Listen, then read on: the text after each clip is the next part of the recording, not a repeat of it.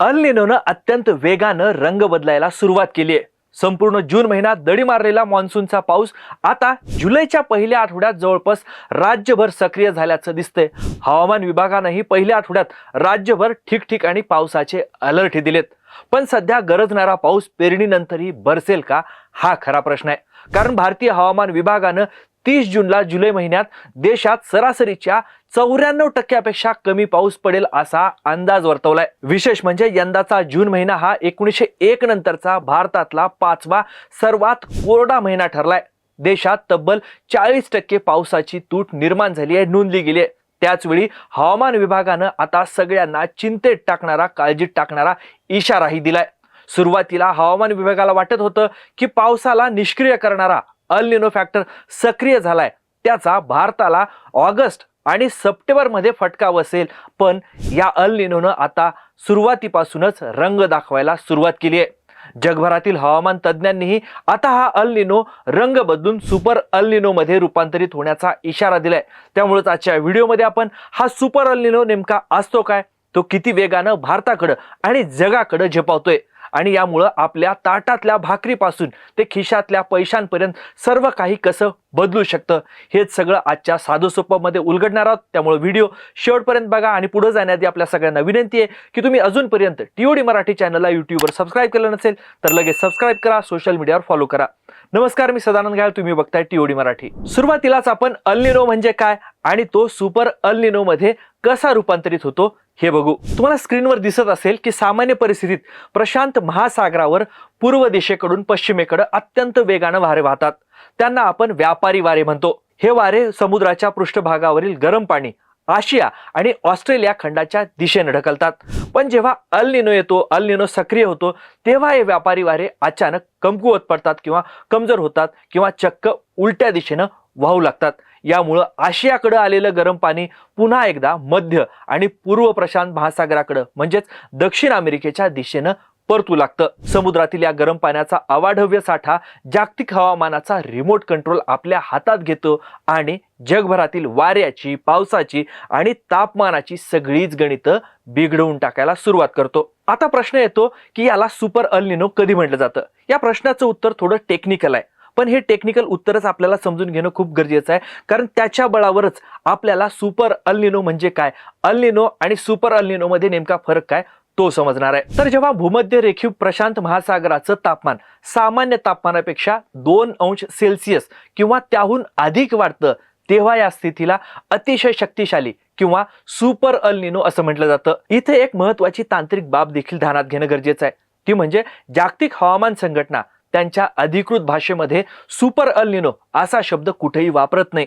ते याला त्यांच्या तीव्रतेनुसार व्हेरी स्ट्रॉंग किंवा अतिशय शक्तिशाली अल निनो असं म्हणतात. तर मग सध्याचा अल निनो किती वेगानं सुपर अल निनो बनतोय, रंग किती वेगानं बदलतोय. तर अल निनो मोजण्यासाठी शास्त्रज्ञ निनो 3.4 या निर्देशांकाचा वापर करतात.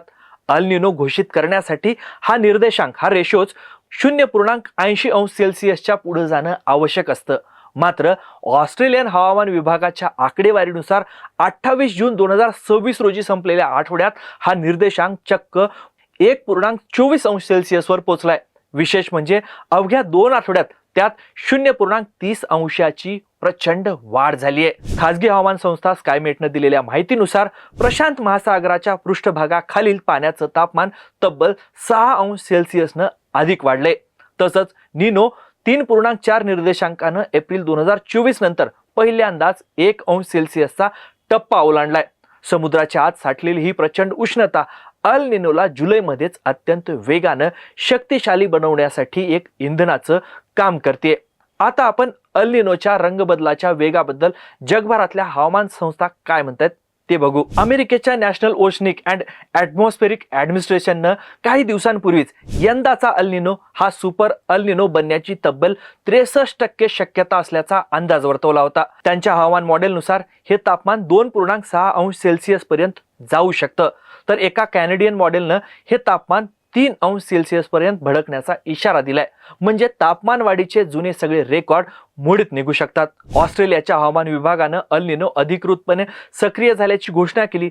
त्याच वेळी 1950 नंतरचा सर्वात शक्तिशाली अल निनो यंदा जगाला पाहायला मिळू शकतो असा इशारा देखील दिलेला होता. भारतीय हवामान विभागानं म्हणजे IMDच्या म्हणण्यानुसार 10 जूनला अल निनो परिस्थिती विकसित झाली, म्हणजे अल निनो सक्रिय झाला. जुलै आणि ऑगस्ट महिन्यात तो मध्यम स्वरूपाचा राहील, मात्र सप्टेंबर महिन्यापर्यंत तो शक्तिशाली रूप धारण करू शकेल असा अंदाज आहे. आणि आता जागतिक हवामान संघटना WMOच्या इशाऱ्यानुसार 2023-24च्या शक्तिशाली अल निनो आणि मानव निर्मित ग्लोबल वॉर्मिंगच्या एकत्रित परिणामामुळे 2024 हे इतिहासातलं सगळ्यात उष्ण वर्ष ठरलं होतं. पण आता 2026 मध्ये अल निनो पुन्हा सक्रिय झाल्यामुळं तापमान नवा उच्चांक गाठेल. जागतिक समुद्राचं तापमान आधीच 20.88 अंश सेल्सिअस या विक्रमी पातळीवर पोहोचले असं जागतिक हवामान संघटनेचं म्हणणं आहे. मग अल निनोचा इतिहास काय सांगतो, त्याचा फटका कसा बसतो किंवा त्याचा परिणाम काय होतो? सुपर अल निनोचा इतिहास अक्षरशः अंगावर काटे आणणारा आणि तुमची झोप उडवणारा आहे. 1982-83च्या सुपर अल निनोच्या काळात प्रशांत महासागराचं तापमान हे 2.5 अंशांनी वाढलं होतं. त्यामुळं दक्षिण अमेरिका खंडातील पेरू देशात अचानक महापूर आला आणि सुमारे 1300 ते 2000 लोकांचा जीव गेला होता. 2015-16 मध्ये आलेल्या शक्तिशाली अल निनोचा म्हणजे सुपर अल निनोचा फटका तर जगभरातल्या तब्बल 6 कोटीहून अधिक लोकांना बसला होता. या काळात 23 देशांमध्ये भीषण दुष्काळ आणि अन्न संकट निर्माण झालं होतं. $5 अब्ज त्यासाठी आंतरराष्ट्रीय मदत या लोकांना पुरवावी लागलेली होती. भारताच्या बाबतीत बोलायचं झालं तर 1926, 2014 आणि 2009 ही वर्ष अल निनोची वर्ष म्हणून ओळखली जातात आणि या सगळ्या वर्षांमध्ये भारताला अत्यंत कोरड्या दुष्काळाचा आणि पावसाच्या मोठ्या तुटीचा सामना करावा लागला होता. यंदाचा जून महिना याच ऐतिहासिक संकटाच्या दिशेनं जाणारी पहिली पायरी ठरलाय. भारतावर मग काय संकट येऊ शकतं? भारतीय मान्सून हा खऱ्या अर्थानं देशाचा अर्थमंत्री म्हटला जातो. भारतीय शेती, जलसाठे, वीज निर्मिती आणि ग्रामीण अर्थव्यवस्था केवळ आणि केवळ मान्सूनच्या पावसावर अवलंबून आहे. अल निनो येतो तेव्हा भारतात पावसाचं प्रमाण कमी होतं आणि पावसात मोठा खंड पडतो. याचा सगळ्यात मोठा फटका आपल्या खरीप हंगामाला बसतो. भात, मका, सोयाबीन, कापूस, कडधान्य आणि ऊसाच्या पिकांचं नुकसान होतं. भारत हा जगातला सगळ्यात मोठा तांदूळ उत्पादक देशांपैकी एक आहे. तांदळाचं उत्पादन घटल्यास केवळ देशांतर्गत बाजारातच नाही तर आंतरराष्ट्रीय पातळीवर अन्नाच्या किमती गगनाला भिडतील आणि भिडू शकतात. फळं, भाज्या, कॉफी, चॉकलेट आणि घरगुती किराणा सामानाचा भाव वाढू शकतो. या सगळ्याचा परिणाम म्हणून आपलं महिन्याचं रोजचं बजेट पूर्णपणे कोलमडू शकतं. शिवाय उन्हाचा कडाका वाढल्यानं विजेची मागणी वाढेल, धरणातील पाणीसाठा कमी झाल्यानं पिण्याच्या पाण्याची टंचाई निर्माण होईल, जलविद्युत प्रकल्पांना फटका बसू शकतो. थोडक्यात काय तर आधीच जागतिक तापमान वाढ आणि आता वेगानं बळकट होत असलेला हा अल निनो हे दोन्ही एकत्र आल्यामुळं यंदाचं वर्ष ऐतिहासिकदृष्ट्या तापदायक आणि कोरडं ठरू शकतं. प्रशांत महासागरात वाढलेली पाण्याची ही 1/2 अंश उष्णता आपल्या ताटातील अन्न हिरावून घेऊ शकते. अल निनो वेगानं रंग बदलत असल्यानं पुढच्या वर्षीही हवामानातील विचित्र बदल आपल्याला बघायला मिळू शकतात. पावसाळ्यात उन्हाळ्यासारखा रात्रीचा उकाडा बघायला मिळू शकतो. युरोपात तर आताच तापमान वाढीनं आठवडाभरातच 1,500 लोकांचा जीव गेलाय. म्हणजे काळ खूप कठीण आहे. त्यासाठी दीर्घकालीन उपाययोजनांची गरज आहे. तहान लागल्यावर विहीर खोदणं म्हणजे निव्वळ मल्लमपट्टी केल्यासारखं आहे. त्यामुळे सरकारनं गांभीर्यानं दीर्घकालीन उपाययोजना केल्या पाहिजेत. पण तुम्हाला काय वाटतं, यंदाचा पाऊस खरंच दडी मारेल का? तुमच्या भागात सध्या पाऊस कसा पडतोय?